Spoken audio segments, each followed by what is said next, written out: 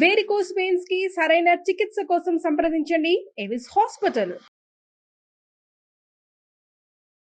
హస్తాంఘ్రి నిక్వణిత కంకణ కింకిణీకం మధ్యే నితంబమవలంబిత హేమ సూత్రం ముక్తాకలాపముకుళీకృత కాకపక్షం వందామహే వ్రజచరం వసుదేవ భాగ్యం. భాగవత కథాసుధ తరువాయి భాగానికి స్వాగతం. కువలయ పీడాన్ని సంహరించాడు కృష్ణుడు బలరామ ద్వితీయుడై. సంహరించిన తర్వాత ఏనుగు తాలూకు 2 దంతాల్ని పెరికి చెరోదంతాన్ని గదల్లాగా భుజానేసుకుని ఇద్దరు తమ వెనకాలన్న బంధుజనము గోపబాలుడితోటి కలిసి మల్ల యుద్ధం జరుగుతున్న రంగభూమిని ప్రవేశించారు. ఆ లోపలికి వెళ్ళారు. వెళ్ళేసరికల్లా ఎట్లా కనపడుతోందంటే మొహాలు వీళ్ళు ఇంతసేపు యుద్ధం చేశారు కాదు, చెమట పట్టిందట. మొహం మీద ముత్యాల్లాగా మెరుస్తున్న చెమట, రకరకాల ఆభరణాలు. చూస్తుంటే ఎలా ఉందంటే దేవతలకి మానవులకి కూడా హృదయంలో ఒక రకమైన ఆరాటం, ఉద్వేగం, భయంకరమైన ఆడంబరంతో కలవరపడిపోతున్నారట వాళ్ళంతా. మల్లె మధ్య రంగంలో లోపలికి ఆ రంగంలోకి ప్రవేశిస్తే బలరామ ద్వితీయుడుగా ఉన్నటువంటి మధుసూదనుడైన కృష్ణుడు రౌద్రంగా కనపడుతున్నాడు. మల్లురు అమ్మో వీడు చండ ప్రచండుడురా అనిపించేస్తున్నాడు మల్లురకి. అక్కడి నుంచి అద్భుత రసం, అసలు హేళగా చంపేశాడు ఏనుగుని, ఇంత బాలుడని, కాబోయే ప్రభువు ఇతడు మన ప్రభు అని ప్రజలు భావించారట. అసలు ఎంత సొగసుగా ఉన్నాడో అని మన్మధుడిలాగా ఉన్నాడు అనుకున్నారట చుట్టూతా ఉన్న స్త్రీలంతా. అక్కడి నుంచి భయానక రసంతో కంసుడికి నా మృత్యువు వీడే వచ్చేసాడు నా దగ్గరికి అని అనిపించేలాగా కనిపించాడు. భీభత్స రసంతో, భీభత్సం ఏమిటి, ఒక ఏనుగుని తొక్కి చంపి దాని నెత్తురుతోటి పాదాలు చేతులు అంటుకుపోయి భీభత్సంగా కనిపిస్తుంటే మూర్ఖులు అనుకుంటున్నారట, బాబోయ్ వీడేమిట్రా ఏదో చక్కగా అలంకరించుకుని ఊరు చూడ్డానికి వచ్చిన పిల్లాడు ఈ ఒళ్ళంతా నెత్తురేమిటి, ఈ ఏనుగుని చంపుడేమిట్రా దేవుడా అని వాళ్ళ కొంతమందికి అట్లా అనిపిస్తోంది. అక్కడి నుంచి కరుణ రసంతో ఇంత కష్టపడుతున్నాడు నా పిల్లవాడని తండ్రికి వసుదేవుడికి ఎంతో ప్రేమగా అనిపించింది. చిన్న పిల్లాడు హాయిగా విహరించడానికి వచ్చి ఈ అనవసరమైన ఇలాంటి ధనుజకాండలకి, ఈ దుర్మార్గుల తాలూకు ఆవేశాలకి వాటికి దొరికిపోయాడే నా పిల్లాడని ఆయన చాలా దుఃఖపడుతూ కరుణతోటి జాలిగా చూసుకుంటున్నాడు తన కొడుక్కేసి. ఆయన దగ్గర ఉన్న వీర ప్రతాపం చూసి చుట్టుపక్కల ఉన్నటువంటి దుర్మార్గులందరికీ ద్వేషాన్ని కలిగించాడు. ఎలాగైనా వీడిని కొట్టేయాలనుకుంటున్నారు వాళ్ళు. హాస్యరసంతో ఈ ఏనుగుని కొట్టి దాన్ని తొక్కి దాన్ని తోకపుచ్చుకుని విసిరేసి ఆ దంతాలు లాగేస్తే గోపకులందరికీ వాళ్ళకి మా కులదీపకుడు హాస్యరసంలాగా భాషించింది. వాళ్ళకి సరదా వచ్చింది. పిల్లలకేముంది, ఆయన ఎన్నిటినో చంపేశాడు, దాన్ని కొట్టి దీన్ని కొట్టి ప్రతిదాన్ని కొడతాడు. ఆ కొట్టిన దాన్ని చూసేసరికి మిగిలిన వాళ్ళకి దెబ్బలు తినేవాళ్ళకి బాధగా ఉంటుంది, కానీ చూసే వాళ్ళకి వినోదంగానే ఉంటుంది. ప్రేమరసంతో చుట్టాలకి భగవంతుడుగాను, శాంతరసంతో యోగిజనులకు పరబ్రహ్మస్వరూపంగా నవరసాలు భాషించేలాగా ప్రచండమైన సౌందర్య స్వరూపంతో కనపడుతున్నాడట. లోపలికి వచ్చేసరికల్లా ఆ సమయంలో ఇతను కంసుడు వెనక్కి దీర్ఘంగా చూస్తున్నాడు. చచ్చిపడి ఉన్న నడగొండ లాంటి కువలయ పీడాన్ని. అక్కడి నుంచి నడిచొస్తున్నారు ఇద్దరు. ఎట్లా ఉన్నారు, ఒక తెల్లగా మెరిసిపోతున్నట్టు బంగారపు రంగులో మెరిసిపోతూ నల్లటి బట్ట కట్టుకున్నవాడు ఒకడు, నల్లగా మెరిసిపోతూ పచ్చటి బట్ట కట్టుకున్నవాడు ఒకడు. ఆ 2 స్వరూపాలని చూసేసరికల్లా కంసుడికి బెదురు అదురు వచ్చేసింది లోపల. ఏం చేయాలి, కింకర్తవ్యతా మూఢుడుగా ఉన్నాడు, ఏం చేయాలో తెలియటం లేదట. అయితే ఎట్లా ఉన్నారు వీళ్ళు చూడ్డానికి, చక్కగా ధైర్యంగా సాహసంగా కనపడుతున్నారు. వస్త్రాలు పువ్వుల దండలు మంచివి చక్కగా ధరించి మంచి నగలు వేసుకుని అందంగానూ కనపడుతున్నారు. ప్రతి వాళ్ళకి ఆనందం కలిగించేలాగా కనపడుతుంటే ఆ చుట్టూతా ఎవరైతే ఈ మల్ల యుద్ధానికి చేరారో అంటే ప్రజలందరూ ఎవరి మరణాన్ని చూస్తారని భావించి కంసుడు ఇలా పెద్దగా రంగస్థలాన్ని ఏర్పరిచాడో అక్కడ చేరిన జనమంతా కళ్ళకి తనివి తీరా, ఆ కళ్ళకి పూర్తి సార్థకత లభించేంత ఆనందంగా ఈ రాజకుమారులు ఇద్దరిని, గోపకుమారులు ఇద్దరిని చూస్తూ ఉండిపోయారట. ఎట్లా ఉన్నారంటే ఒక్కొక్కళ్ళైతే ముట్టుకుని కావలించేసుకునేలాగా చేసుకునేలాగా కనపడుతున్నారు. దగ్గరకు వచ్చేసి మీద పడి హగ్ చేసుకునేలాగా ఉన్నారనమాట. ప్రతి వాళ్ళు ఆనందం పట్టలేకుండా ఉన్నారు. ఏమనుకున్నారంటే విష్ణువు తన తేజో విలాసంతో ఈ భూమిని కాపాడడం కోసం వసుదేవుడి ఇంట్లో పుట్టాడు. బ్రహ్మస్వరూపుడు ఇతను, ఈయంతో ఉన్నవాడు బ్రహ్మస్వరూపుడు. ఇద్దరు బ్రహ్మస్వరూపుడు. వీళ్ళని చిన్నపిల్లలు అనుకోవడానికి వీల్లేదు.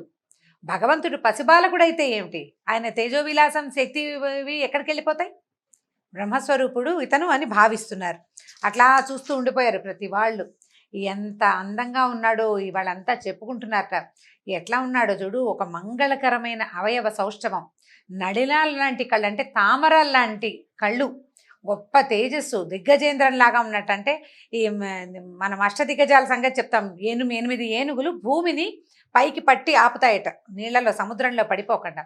ఆ వాటితో సమానంగా ఉన్నాడు, ఏనుగులాగా ఉన్నాడంటే ఏనుగు అనగానే అదేదో పెద్ద ఆకారంగా ఊహించుకోకూడదు, గాంభీర్యానికి చెప్తారు ఏనుగుని.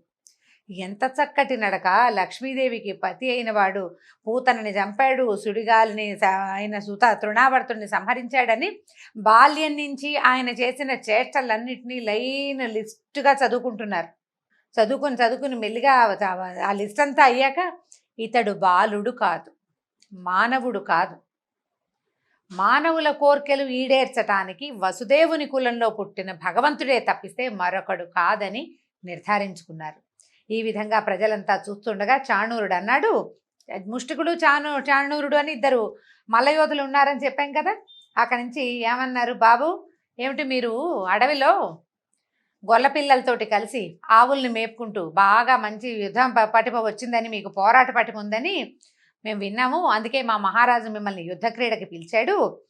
పద, ఇప్పుడు మనం వీళ్ళందరూ చూస్తుండగా మనం విద్యలు ప్రదర్శిద్దాం. మీరేమో అడవిలో నేర్చుకొచ్చారు, మేమేదో ఊళ్ళో ఉంటాం, మేము కలిసి విద్య ప్రదర్శిద్దామన్నారు. నువ్వు బాగా అని ఇంకా అడుగుతున్నాడు అనమాట. నీకు బలం ఉందా, నీకు అది వచ్చా, నీకు ఇది వచ్చా అని ఒక్కొక్కటి అడుగుతున్నాడు అనమాట.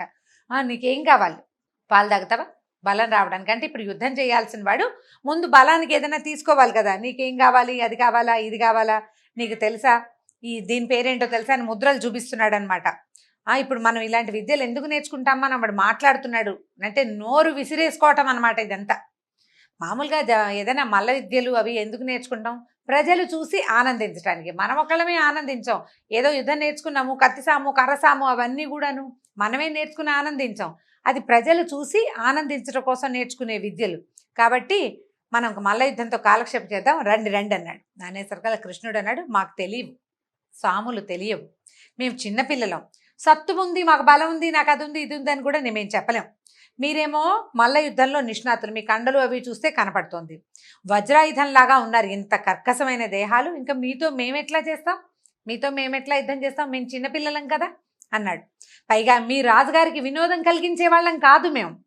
రాజుకి వినోదం ఎవరు కలిగిస్తారు, రాజు యొక్క పోషణలో ఉన్నవాళ్ళు రాజుకి వినోదం కలిగిస్తారు. మమ్మల్ని రాజు పోషించటల్లా, మేము పశుపాలకులం, మాకు రాజు పోషణ లేదు. కానీ పోరాటాలకి మీరు ఆహ్వానిస్తుంటే, కానీ మీరు రండి రండి అంటుంటే కాదని ఒకేసారిగా ఎలా అంటాము? అయితే సరే, ఒక పని చేద్దాం, నీతో నేను, ముష్టికుడితో మా అన్న బలరాముడు ఉత్సాహంగా పెనుగులాడదాం.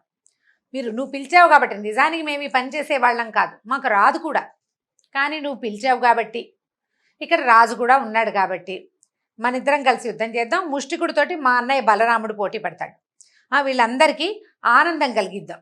అంటే ఇది కొట్టుకు చచ్చిపోదాం అంటల్లా, కొట్టుకుని సంతోష పెడదాం మిగిలిన జనాలు, అంటే సరదాగా చేద్దామని చెప్తున్నాడు.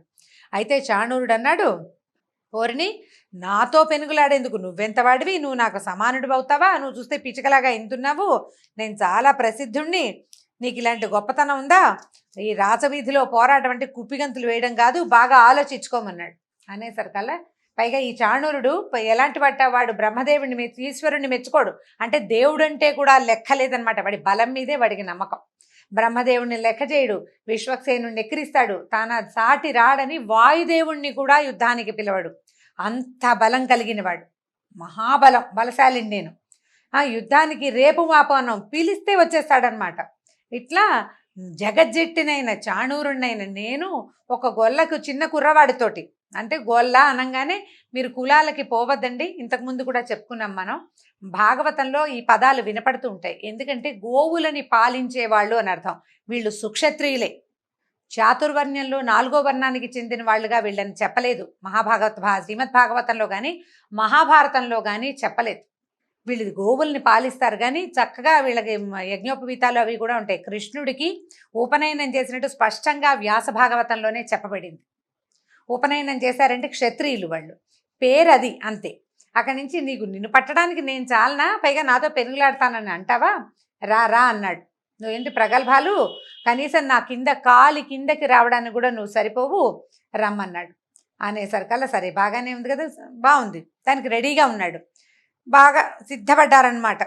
పిలుస్తుండేసరికల్లా ఏం చేశాడు, ఈ పిలిచివాడు మామూలుగా మల్ల యోధులు సాధారణంగా నిలబడితే కొంచెం పెద్దగా కనిపిస్తారు.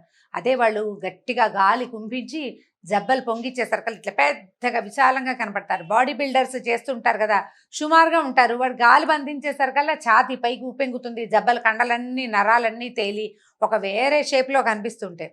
ఒక్కసారి శరీరాన్ని కుంభించట, గట్టిగా పలికి గట్టిగా గాలి లోపల తీసుకుని భుజాలు చేతులు విదిలిస్తే ఎలా ఉన్నాడంటే భయమేసేలాగా ఉన్నట్టండి. ఎంత భయం వేస్తుందంటే ప్రళయకాలంలో యమధర్మరాజు కోరల్లాగా ప్రకాశించినట్టు. అతని కోర మీసాలట, అక్కడి నుంచి పొడుగు దిగ్గజాల తొండాలకు సమానమైన చేతులుట. వాడిని చూస్తేనే ప్రజలు అమ్మ బాబోయ్ వణికిపోతున్నారు వాళ్ళంతా. వీడు ఇంత కండల వీరుడు, ఈ పసిబాలుడు ఏం చేస్తాడు ఆ వీడితోటి అని పైకి అట్లా అనిపిస్తుంది, మళ్ళీ లోపల అనిపిస్తుంది వాడి బలం ఏమిటి, వాడిది ఒక బలమా, అసలు ఆ బలం ఎవడిచ్చాడు వీడికి, ఆ బలం ఎవడైతే వీడికి ఇచ్చాడో ఆ బలిమి ఇచ్చిన దేవుడే ఎదురుగుండా నిలబడితే తెలుసుకోకుండా మృత్యుని కావలించుకోవడానికి వెళ్తున్న వాడిలాగా ఈ చాణూరుడు ఇట్లా వెళ్తున్నాడు ఏమిటా అని లోపల భావిస్తున్నారు జనమంతా. చూడలేకపోతున్నారు. వాళ్ళకి ఎట్లా ఉందంటే ఓ పక్కన బెంగగా ఉంది, అయ్యో పిల్లాడే అనిపించేస్తోంది. రెండో పక్కన లోపల ఏమనిపిస్తోంది, వీడు పిల్లవాడు కాదు పిడుగు భగవంతుడు, వాడి పీచ వండుస్తాడని భావిస్తున్నారు. అక్కడి నుంచి మిక్కిలి పూనికతోటి ఇలా రెడీగా వచ్చేసాడనమాట. ఏం చేశాడు, ఈయన కూడా భుజాలు అప్పలిచ్చాడు కృష్ణుడు కూడా. అంటే భుజము అప్పలించడం అంటే గట్టిగా గాలి పీల్చి చేతులు బిగించాడనమాట. బిగించి పెద్దగా సింహనాదం చేసేట. ఆ సింహనాదానికి ఎట్లాంటి శబ్దం అంటే మామూలుగా లేదు, మొత్తం రంగస్థలం అంతా అదిరిపోయిందట. జట్టి మీదకి ఉరికాడు, అతని మీదకి, ఈ ఎవరి అవతల వాడు చాణూరుడి మీదకి ఉరికేసరికల్లా ఎట్లా ఉందంటే ఏనుగుతో సింహంతో కొండతోటి ఢీకొంటున్నట్లుగా ఉంది. రెండు కార్చిచ్చులు తమ జ్వాలలతోటి రెండు కార్చిచ్చులు కలిసి కొట్టుకుంటున్నట్టుగా కనపడుతుందట. మహామేఘాలు తమ మీద పరస్పరం పిడుగులు విసురుకుంటున్నట్టుగా చేతులు ఒకళ్ళ మీద ఒకళ్ళు విసిరేస్తున్నారు.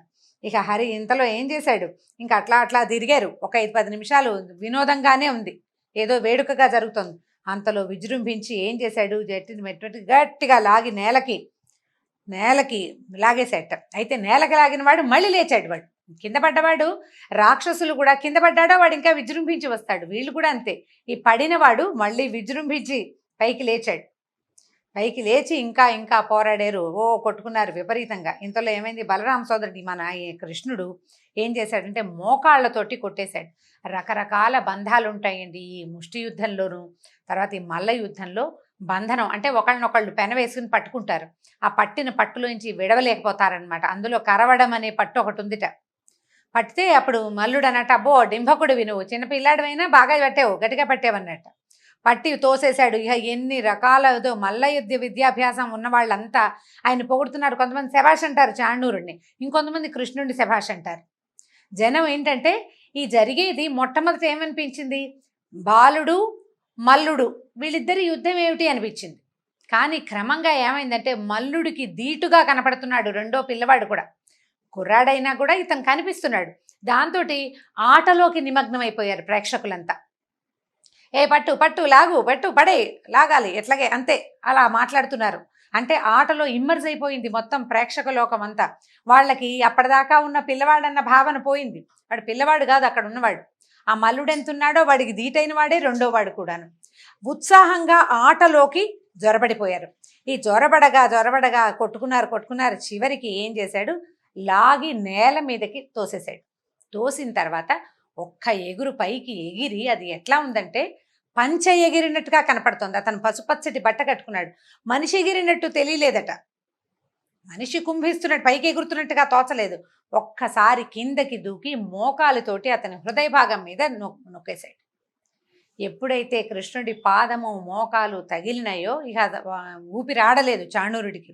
పిచ్చి కేక పెట్టాడట. ఎంత కేకంటే మామూలుగా లేదు. ఇంతలో ఇక్కడ ఈ ముష్టికుడు బలరాముడు ఇందుకు తీసిపోతగా ఏమీ లేరు. వాళ్ళు అంతకంటే బలరాముడు కృష్ణుడి కంటే బలశాలిగా కనపడతాడు. కృష్ణుడు ఒక్క రవ్వ నాజుగ్గా కనిపిస్తాడు చూడ్డానికి. చిన్నపిల్లవాడు కాదు, అన్నా తమ్ముడికి చిన్న తేడా ఉంటుంది. అయినా కూడా కృష్ణుడు బలశాలిగా ఇప్పుడు కనపడుతున్నాడు. ఇంతకుముందు ఈ ముష్టికుడు చాణూరుడు ఎంతవాడో ముష్టికుడు కూడా అంతవాడే. పైగా వాడు చాణూరుడు మాటలవాడు, పుష్టికుడికి మాటలేం లేవు, చేతలే అన్ని, యుద్ధమే అతని పని. ఈ ఎదురుగుండా ఉన్నవాడు బాలుడని కానీ ఇంకోటని కానీ లేదు, వీళ్ళు రాక్షసాంతకులు, వీళ్ళని అంతం చేయాలి, అదే పాయింట్. అక్కడి నుంచి వాళ్ళిద్దరూ కూడా ఇలాగే ఒకళ్ళనొకళ్ళు పట్టుకుంటూ రెండు మబ్బులు, రెండు మేఘాలు ఒకదాన్నొకటి తోసుకుంటున్నట్టుగా, రెండు ఏనుగులు ఒకే ఒకదానితో ఒకటి యుద్ధం చేస్తున్నట్టుగా భాషించేలాగా విపరీతమైన యుద్ధం జరిగింది. ప్రజలంతా లోపల లోపల అంటే ఆటలోకి, ఆ క్రీడలోకి, అంటే ఇది సాహస క్రీడలు కదా, మల్ల యుద్ధాలు, తర్వాత ఈ రెజ్లింగ్ పోటీలు లాంటివి చూస్తే ఏంటంటే దానికి ఒక ప్రత్యేకమైన గుండెకాయ కావాలి. ఏదో పాటలు పద్యాలు కాదు కదా, ఒకళ్ళనొకళ్ళు హింసించుకోవటం. ఎవడు ఏ క్షణాన పట్టుదప్పి మరణిస్తాడో ఏమవుతాడో తెలియదు. నిజానికి చంపటం క్రీడలో భాగం కాదు, కాకపోతే చాలా గట్టి దెబ్బలు తగులుతాయి, మొహాలు వాచిపోతాయి, దెబ్బలు కందిపోతాయి, మనుషులు మూలుగుతూ ఉంటారు, నేల మీదకి పడిపోతారు. అంత కొండలాగా ఉన్నవాడు ఎగిరి ఢామ్మని నేల మీద పడేసరికి గుండె గుబేలమంటుంది, బక్క గుండెల వాళ్ళకి గుండె అయిపోతుంది భయానికి. ఈ ఆట చూడడం కూడా ఒక ప్రత్యేకమైన కళే. దానికి ఎలా అయిపోయారంటే, పువ్వుల్లాగా ఉన్న పిల్లలతోటి ఇట్లాగా వజ్రంలాగా, పర్వతాల్లాగా కఠోరంగా ఉన్న ఈ మల్లుడితోటి యుద్ధం చేయిస్తూ, ఏమిటి వీడు ఈ రాజు వినోదం చూస్తున్నాడు. ఎంత పిల్లలు తెలివిగా చేస్తున్నప్పటికీ యుద్ధం, ఇదేమి వినోదం? ఎక్కడైనా ఇలాంటి దుర్మార్గం విన్నావా? పిల్లలతోటి మల్లురికి యుద్ధం ఏమిటి, ఎక్కడా లేని విడ్డూరం అని వాళ్ళకి ఎట్లా ఉందంటే నిట్టూర్పులు విడిచేస్తున్నారు. అయ్యో అయ్యో మేము చూడలేమనుకుంటారు, కానీ చూడకుండా ఉండలేకపోతారు. పట్టు అంతే, పడే విసిరై అంటున్నారు. అంటూ లోపల లోపల బెంగగా ఉంది. అంటే మానవత్వపు వాసనలు కొన్ని వస్తూ మధ్యలో క్రీడా వినోదం కూడా జరిగిపోతుందన్నమాట. సభాసదులు చూస్తున్నారు కానీ ఈ పిల్లలకి ఈ మల్లురికి మ్యాచింగ్ కుదరలేదని రాజుకు చెప్పలేరు. ఎందుకంటే రాజు కడు దుర్మార్గుడు, చెప్పితే చాలా కష్టం, చెప్పకపోతే ఈ పిల్లలకి ఏదైనా అయితే ఎంత తప్పు. ఎప్పుడు ఏం చేయాలి? యుద్ధాలకి సమానమైన వాళ్ళ మధ్య యుద్ధం, వెయిట్ చూస్తారు, సమానమైన బరువు ఉన్న వాళ్ళతోటే యుద్ధం, ఒకళ్ళనొకళ్ళు పోటీ చేయిస్తారు. పిల్లలు చూస్తే 15 ఏళ్ళు కూడా లేని పిల్లలు, చిన్న పిల్లలు, వాళ్ళేమో జగజ్జెట్టిలు, జగద్విఖ్యాతి చెందిన మల్లయోధులు. ఏం చెయ్యాలో తెలియటం లేదు అసలు. ఏమనాలి? ఓ పక్కనేమో ఈ పిల్లల సౌందర్యం పట్ల విపరీతమైన మోహాతిశయం కలుగుతోంది ప్రజలందరికీ. ఎట్లా అసలు, అయ్యో ఇలా చేసామే, మనం పిలిపించి, ఈ రాజు పిలిపిస్తే మనం ఒప్పుకున్నాము, ఊళ్ళో తిరుగుతుంటే అందరం ఆ వస్తువులు ఈ వస్తువులు ఇచ్చి గౌరవించాము, మేడల మీద నిలబడి చూసాము, నాయనా వెళ్ళిపోండి వీడు దుర్మార్గుడని చెప్పలేకపోయాము, పొరపాటు చేశాము, ఇప్పుడు ఇది జరుగుతుంది, జరుగుతున్న దాన్ని చూడాల్సి వస్తుంది.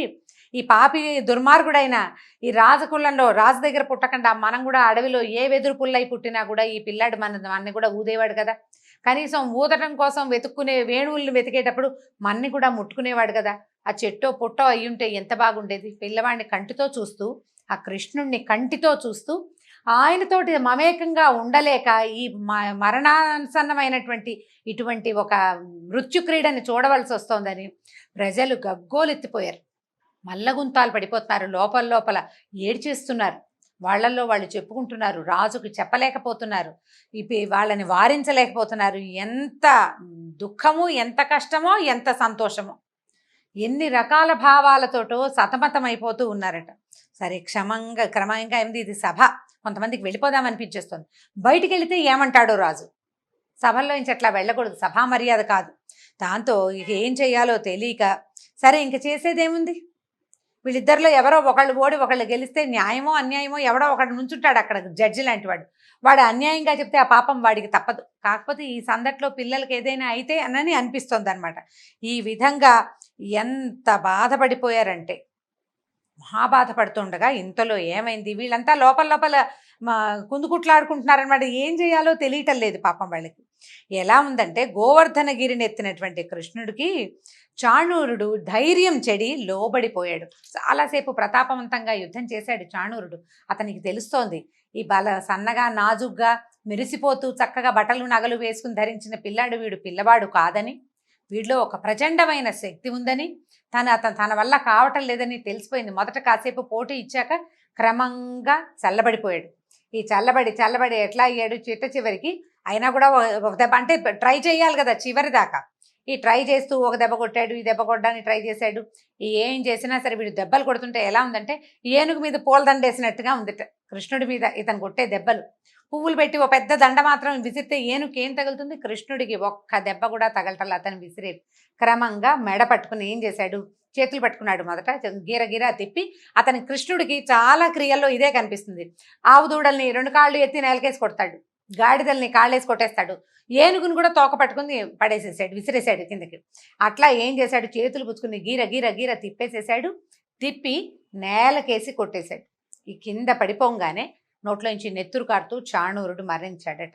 అక్కడి నుంచి అందరూ ఆహా శభాష్ శభాష్ అంటూ ఉండగా ఈ బలరాముడు కూడా ముష్టికుణ్ణి అలాగే 2 చేతులు, బాగుంది ఈ ఐడియా, ఈయన కూడా అదే వచ్చు, మెడ చుట్టూతా కాళ్ళేసి నలిపి చంపేయటం వచ్చు బలరాముడికి, చేతులు పుచ్చుకుని విసిరేయటం అతనికి వచ్చు. తమ్ముడు ఏం చేశాడో చూసి ఈయన కూడా ఏం చేశాడు, ఆ ముష్టికుణ్ణి 2 చేతులు పుచ్చుకుని గీర తిప్పుతుంటే వణికిపోయారట ప్రజలు. ఆ తిప్పుతున్న వాడు మనిషిలాగా పిల్లవాడిలాగా కనిపించలా, భయం వేసేసిందనమాట. అక్కడి నుంచి ఏం చేశాడు, పడేసి కింద కొట్టేశారు కల్లా. చాణూరుడు ముష్టికుడు కింద పడిపోగానే రెడీగా ఉన్నారు కంసుడి సేన. ఏదైనా తేడా వస్తే ఈ పిల్లల్ని అణిచేయాలి అని భయం వేసింది వాళ్ళకి, భయపడిపోయారనమాట, ఏదో జరిగిపోతుందని. ఈ తగిలేశారు కల్లా ఇక మహావృక్షం కింద పడ్డట్టుగా ముష్టికుడు కింద పడిపోయాడు. కింద పడిపోతే ఒక దెబ్బ కొట్టాడు, ఊరుకోలేదు. మళ్ళీ బలభద్రుడు ఒక మొహం మీద ఒక గట్టి పిడికిలి పోటుతోటి కొట్టి ముష్టికుడిని సంహరించాడు. ఈ రకంగా చాణూరుడు ముష్టికుడు కేవలం గోపాలకుల సంతానమే, వీళ్ళ వల్ల ఏమీ కాదని భావించినటువంటి రాజెందుకో వీళ్ళని ఎక్కువ చేస్తున్నాడని భావించారు చాణూరుడు ముష్టికుడు. వాళ్ళ యొక్క అహంభావానికి ఎదురు శక్తి తెలియక యుద్ధానికి దిగిన కారణంగా వీళ్ళిద్దరి చేతిలో వీరమరణానికి దొరికారు. వాళ్ళిద్దరు వీరమరణం పాలయ్యారు. అక్కడి నుంచి బహుశా వీళ్ళిద్దరి చేతులు తగిలి ఈ చేతుల స్పర్శతోటి వీళ్ళకి విష్ణు సాయుధ్యం లభించుంటుంది. దీంతో భాగవత కథా సుధ ఈనాటికి సమాప్తం. రేపు మళ్ళీ కలుసుకుందాం. నమస్కారం.